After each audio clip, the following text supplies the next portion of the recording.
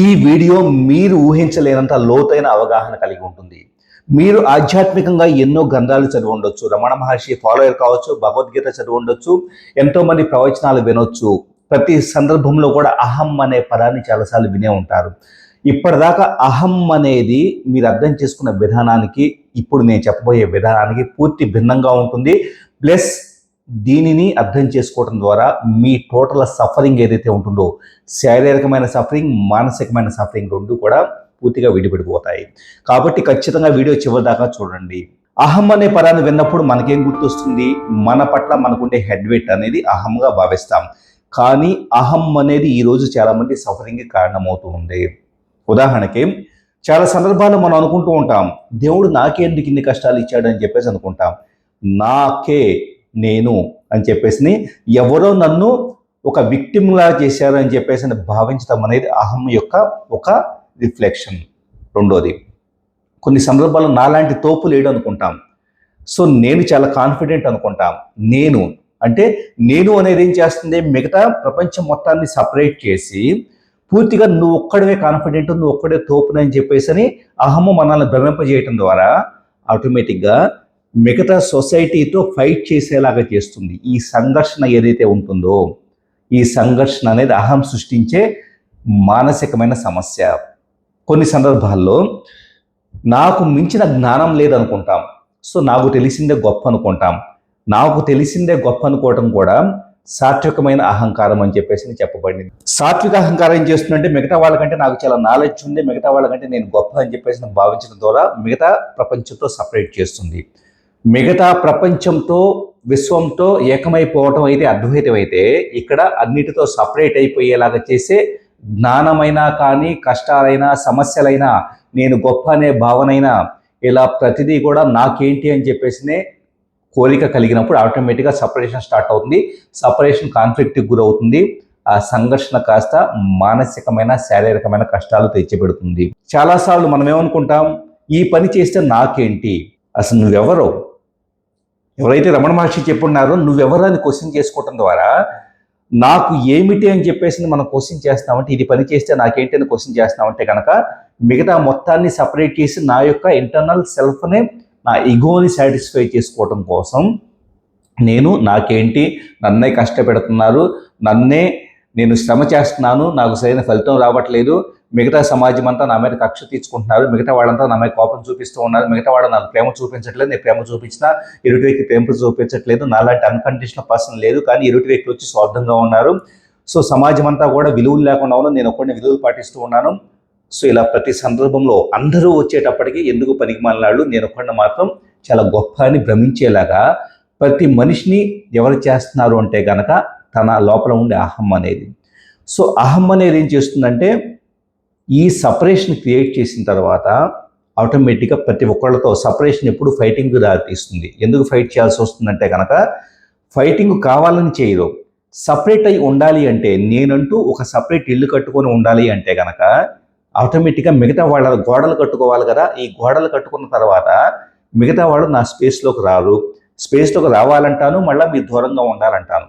అంటే మిగతా వాళ్ళతో ప్రేమగా ఉండాలి. ఎంత కాన్ఫ్లిక్ట్ ఆలోచించండి, అర్థం చేసుకోండి దయచేసి. మిగతా వాళ్ళందరితో అన్కండిషనల్గా ప్రేమగా ఉండాలి అని నా నోటికి పైకి జస్ట్ ప్రియ వచనాలు పలుకుతూ ఉంటాను, మీరైనా నేనైనా. ఆ తర్వాత అన్కండిషన్గా ఉండాలనే నోటితోనే మళ్ళీ బౌండరీ సెట్ చేసుకోవాలని చెప్పేసి మాట్లాడుకుంటూ ఉంటాం, చెప్పుకుంటూ ఉంటాం, బౌండరీ సెట్ చేస్తాం. నువ్వు ఇక్కడి నుంచి రావద్దు, ఇక్కడ దాకా రావద్దు, వస్తే నాకు కష్టం అని చెప్పేసి భావిస్తాం. అంటే ఈ రెండింటికి మధ్య జరిగే కాన్ఫ్లిక్ట్ ఏదైతే ఉంటుందో, సోల్ వచ్చేటప్పటికి అన్కండిషనల్గా ఉండముంటుంది, మైండ్ వచ్చేటప్పటికి, అహం వచ్చేటప్పటికి కండిషనల్గా ఉండముంటుంది. ఈ రెండింటికి మధ్య జరిగే ప్రతి క్షణం జరిగే సంఘర్షణే ఒక మనిషి నిరంతరం ఎదుర్కొనే సమస్య.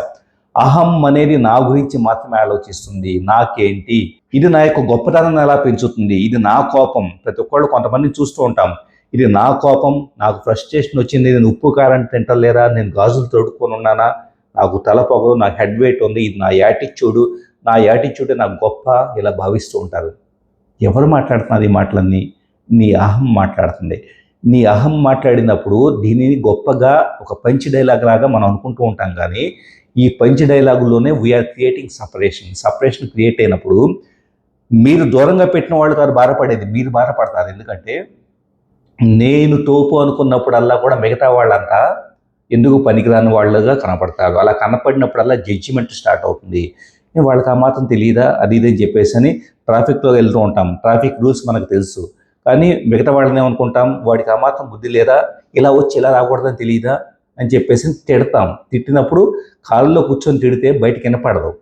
వాడికి ఏం తెలియదు, వాడికి పాపం మనం తిట్టిన విషయం. కానీ తిట్టడం ద్వారా మన లోపల ఎనర్జీ ప్యాటర్న్ అనేది బ్లాక్ అయిపోయింది. అంటే అహం ఉన్నప్పుడు మిగతా వాళ్ళకి ఏమి తెలియదు, నేను ఫాలో అవుతున్నాను, రూల్స్ ఫాలో అవుతున్నానే నీ పట్ల నీకు ఒక గొప్ప అహం ఉన్నప్పుడు ఆటోమేటిక్గా మిగతా వాళ్ళని జడ్జి చేయడం స్టార్ట్ అవుతుంది, వాళ్ళని కంపేర్ చేయడం స్టార్ట్ అవుతుంది, వాళ్ళని అబ్యూజ్గా మాట్లాడటం స్టార్ట్ అవుతుంది. ఆటోమేటిక్గా నీ లోపల ఎనర్జీ ఫీల్డ్ అనేది డ్యామేజ్ అవుతుంది. అలా కాకుండా అసలు నేను సపరేట్ కాదు, అందరిలాగా ఈక్వలెంట్ అని చెప్పేసిన భావన వచ్చినప్పుడు, నాలో తప్పులు ఉన్నాయి, నేను కొన్ని సందర్భాలు ఇలా వెళ్తాను అలా వెళ్తాను అని చెప్పేసి అనుకున్నప్పుడు ఆటోమేటిక్గా ఎవరిని అబ్యూజ్గా మాట్లాడేది ఉండదు. ఎందుకు ఉండదంటే కనుక you are not creating any separation between other people and yourself. అలాగే జీవితంలో కష్టాలు కూడా దేవుడో సమాజమో ఎవరో వచ్చి మిమ్మల్ని ఊరిక మీ హృదయాన్ని గాయాలు చేయట్లేదు, మీ శరీరాన్ని గాయాలు చేయట్లేదు, మీ మైండ్కి గాయాలు చేయట్లేదు. సింప్లీ ర్యాండమ్ ఆఫ్ ఈవెంట్స్లో రకరకాల ఈవెంట్లు జరుగుతూ మీకు కొన్ని సమస్యలు వచ్చి ఉన్నాయి. మీ సమస్యలు ఎందుకు వస్తున్నాయి అంటే కనుక because you have to strengthen your will. మిమ్మల్ని మీరు మరింత బలంగా తయారు చేసుకోవడం కోసం ఆటోమేటిక్గా కొన్ని ఈవెంట్స్ జరుగుతూ ఉంటాయి. వాటి నుంచి మనం మరింత బలంగా ఎదగాలి, మరింత శక్తివంతంగా ఎదగాలి తప్పించి ఇది నాకే వచ్చింది, దేవుడు శిక్షిస్తున్నాడు, వాళ్ళు శిక్షిస్తున్నారు అంటే హూ ఆర్ యూ, అసలు నువ్వెవరో? ఇక్కడ బేసికల్గా జరిగిన దాన్ని యాజ్ ఇట్ ఈజ్గా సాక్షిభూతంగా చూస్తూ భగవద్గీతలో చెప్పబడినట్టు జస్ట్ అలా విట్నెస్ చేస్తూ ఉంటే ఆటోమేటిక్గా నువ్వు బలోపేతం అవుతావు. ఇక్కడ నేను బలోపేతం అవుతున్నానే భావన అవసరంలా. The concept of feeding the ego itself doesn't require. మీకు మీ అహాన్ని నేను బలంగా తయారవుతున్నాను, నేను అందరికంటే మళ్ళీ తోపని మళ్ళీ ఇంకొక సపరేషన్ వస్తే కనుక అది చాలా ప్రమాదకరం. బట్ ఎప్పుడైతే సాక్షిభూతంగా చూస్తావో ఆటోమేటిక్గా ఎవరు గుర్తించినా గుర్తించకపోయినా నీ వ్యక్తిత్వం వచ్చేటప్పుడు బలంగా తయారైపోతుంది. అలాంటి బలాన్ని సమకూర్చుకోవాలి తప్పించి నేను బలవంతుణ్ణి, నాకు డబ్బు ఉంది, నన్ను అందరూ గాయపరుస్తున్నారు, నన్ను తిడుతున్నారు, నన్ను ఎవరు ప్రేమించరో, ఇవన్నీ కూడా you are operating from the ego concept. అహం ఉన్న దగ్గర సఫరింగ్ ఉంటుంది. ఎందుకంటే కనుక నిరంతరము నాకేమొస్తుంది అనే దాన్ని లెక్కలేసుకోవడంలో, క్యాలిక్యులేట్ చేసుకోవడంలోనే, అనుకున్న దాన్ని రాకపోతే కనుక మనం డిసప్పాయింట్ అవడంలోనే ఆటోమేటిక్గా ఎనర్జీ తగ్గిపోతూ ఉంటుంది. ఎనర్జీ ఎక్కడైతే క్లోజ్ అవుతుందో, ఏదైతే ఆహార రూపంలో శరీరంలోకి వచ్చిన ఎనర్జీ కానీ, కాస్మిక్ ఎనర్జీ రూపంలో యూనివర్స్ నుంచి డైరెక్ట్గా వచ్చే ఎనర్జీ కానీ ఎప్పుడైతే క్షీణించిపోతుందో, ఎప్పుడైతే బెటర్గా ఎనర్జీ మెటబాలిజం జరగదో ఆటోమేటిక్గా మనిషి ప్రాణశక్తి లోపిస్తుంది.